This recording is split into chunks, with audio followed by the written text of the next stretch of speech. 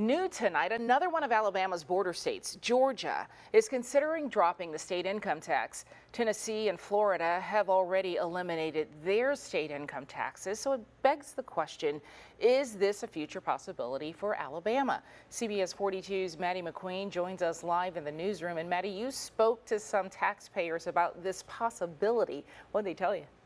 Well, Sherry, while some taxpayers think it would be nice to see the state income tax eliminated, others aren't so sure that it would save money in the end. I'd like to see income tax at least get cut some, at least. How do we replace the revenue? Revenue replacement is a big question surrounding the elimination of state income tax. What do you think would replace the revenue? I don't know. They would have to find some other source.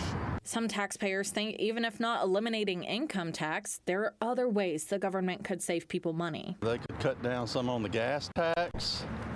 They just went down on the grocery tax, but they could probably go down some more on that.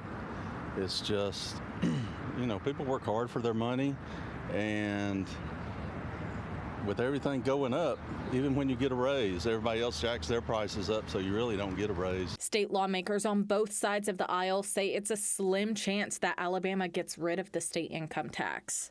When we removed the overtime tax credit that we was getting on overtime pay that ended June the 30th, the state of Alabama said they were losing $230 million just from overtime pay. And you can imagine what it would be like if you was talking about eliminating income tax and not filling it back in with some way. And we already, operate at a standpoint of we don't have enough revenue. And so to do that, I think would be very hard to do. Alabama, we've got a different tax structure that has evolved over the past century.